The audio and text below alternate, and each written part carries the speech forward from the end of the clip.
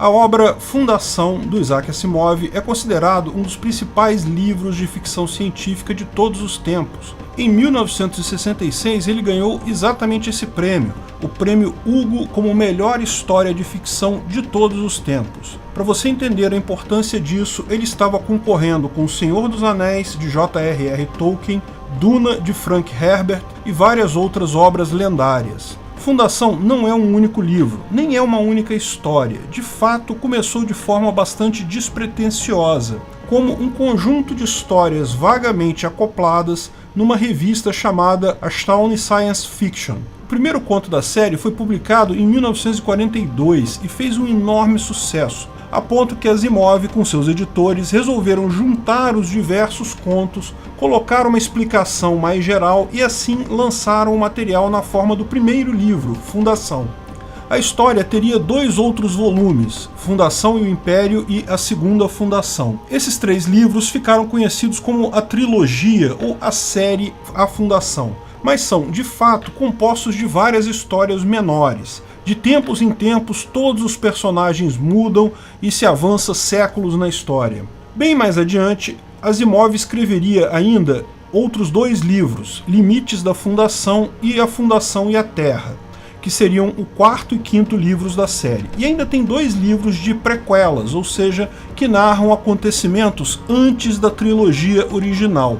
Esses livros são Prelúdio da Fundação e Origens da Fundação. Ou seja, no total são 7 livros sobre a série, todos com enorme sucesso. Recentemente, a Apple TV está fazendo uma série baseada nesses livros, com o mesmo nome, A Fundação, escrita e adaptada para a TV por David Goyer e Joss Friedman. A série é apenas baseada no livro, por um problema muito simples. Como explicamos, são várias histórias que acontecem ao longo de muitos séculos. Os personagens mudam constantemente, o que tornaria, no mínimo, muito caro adaptar fielmente a obra de Asimov.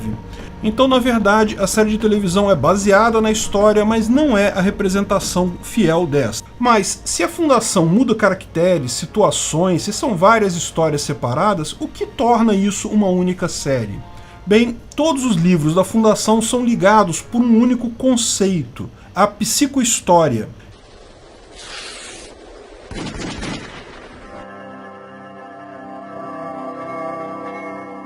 A psicohistória fere a liberdade? De forma bastante simples e sem dar muitos spoilers, no início da história a raça humana colonizou toda a galáxia. São milhares de mundos habitados por humanos em toda a extensão da Via Láctea. Mas isso é tão no futuro, que a humanidade sequer sabe qual é o seu planeta de origem. Ninguém lembra do nosso planeta atual, da forma como contamos o tempo. A Terra, nessa visão do Isaac Asimov, se perdeu. Ninguém sabe qual é o planeta de origem dos seres humanos. Mas o fato é que existem muitos trilhões de humanos em toda a galáxia e eles vivem em paz sob o grande império galáctico que foi estabelecido por Cleon I, com sede no planeta Trantor, e que já dura muitos milênios. Nesse universo fictício só existem humanos. Embora tenhamos colonizado vários planetas, não encontramos nenhuma outra forma de vida inteligente ou sequer sentiente em toda a galáxia. O Império vai relativamente bem, de forma pacífica e próspera, mas então um matemático, Harry Seldon, que é a personagem central da história, cria uma teoria matemática capaz de prever o futuro histórico da humanidade, a chamada psicohistória. Na visão dele, embora seja impossível calcular o que um indivíduo em si vai fazer ou o que irá acontecer com um indivíduo específico, é possível prever de forma bastante clara e precisa o que acontecerá com grandes grupos de pessoas. Ele usa como analogia a lei sobre gases ideais. Quem lembra das aulas de química no ensino médio, lembra daquela fórmula dos gases, PV igual a nRT. Ou seja, um gás ele é composto de trilhões de átomos, cada átomo andando em uma direção e uma velocidade únicas. É impossível prever a trajetória de um único átomo dentro de um gás. Mas, ao mesmo tempo, é perfeitamente possível saber que, se a temperatura aumenta, a pressão aumenta, usando aquela fórmula. A ideia do Asimov descrita como psicohistória, é que, existindo um número suficientemente grande de seres humanos, embora continue sendo impossível descrever exatamente o que um ser humano fará em seguida, é relativamente simples calcular o que vai acontecer com todos eles ao mesmo tempo. E a previsão dele não é boa. Ele prevê que o Império Galáctico irá ruir nos próximos 500 anos. Lógico, o Imperador e muitas outras pessoas acham isso um absurdo. O Império já existe há milênios. Existem alguns problemas, lógico, mas nada que indique uma queda. Mas pela teoria do Seldon, a queda é inevitável, e seguirá um período de 30 mil anos de caos e anarquia na galáxia. Só então, após muitas gerações de humanos vivendo sobre a barbárie, sobre a Idade das Trevas, será formado o Segundo Império Galáctico, que trará novamente paz à galáxia. Além disso, a teoria do Seldon permite que ele tenha algum controle sobre o futuro da história. Na visão dele, alguns elementos chaves, alguns acontecimentos especiais, algumas crises pontuais podem direcionar o futuro de toda a humanidade, de toda a galáxia. Ele até tenta reverter a queda do Império, mas como ele explica para o Imperador logo no início do livro, é tarde demais para isso.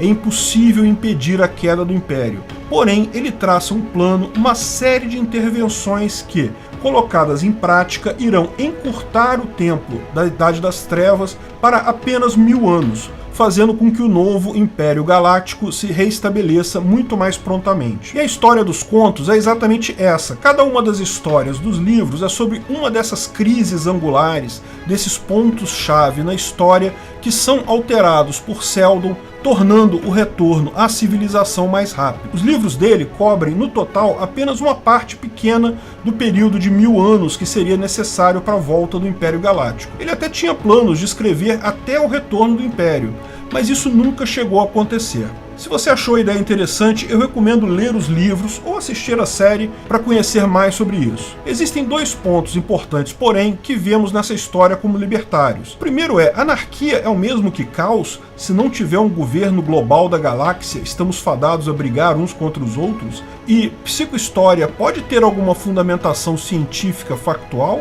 No primeiro ponto, a anarquia galáctica, ou fim do Império Central, faria toda a sociedade descambar para o caos, todos brigarem um contra os outros. Certamente, Asimov se baseou na queda do Império Romano e na própria teoria do Thomas Hobbes do estado de natureza. Ele enxergava a chamada Idade das Trevas, que se seguiu à queda do Império Romano, como um período muito ruim para a humanidade. Ele mesmo falava isso em entrevistas. Mas nós libertários sabemos que anarquia não quer dizer necessariamente briga de todos contra todos. O período conhecido como Idade das Trevas, tampouco foi algo tão ruim assim.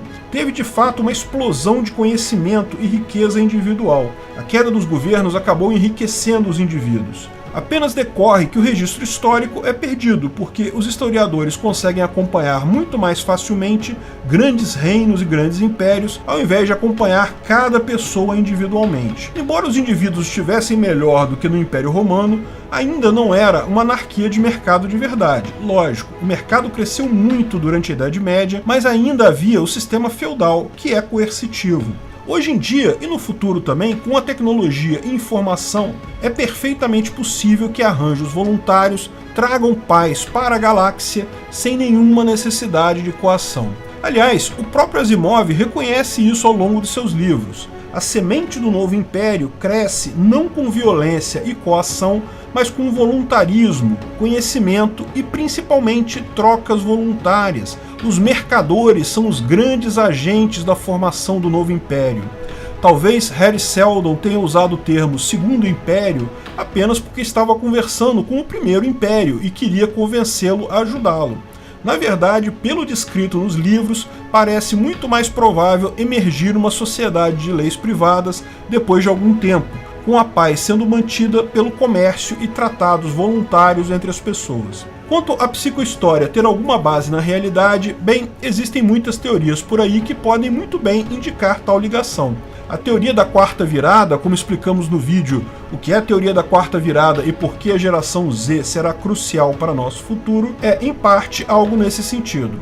Existem vários experimentos psicossociais que também dizem que é muito mais fácil prever a atuação de grandes grupos de pessoas do que prever a decisão de uma única pessoa. Não é de todo possível descartar a psicohistória como algo real. Até porque, como Hari Seldon deixa claro, para que mudanças pontuais que ele propõe na história sejam efetivas, as pessoas não podem saber sobre a psicohistória. Se for de conhecimento de todos, as pessoas já vão mudar seu comportamento de forma defensiva, tornando a psicohistória inefetiva em mudar qualquer coisa. Portanto, se alguém já descobriu a psicohistória, é bem simples conceber que tal pessoa não vai falar para os outros que têm esse conhecimento e poder. De qualquer forma, lembre-se, é um livro de ficção científica. Sempre interessante concebermos tais conceitos, mas não tente extrair muita coisa daí. Como falo na minha crítica lá no outro canal, até mesmo Asimov cometeu inconsistências ao aplicar seus próprios princípios. É ficção, boa ficção, mas ainda ficção.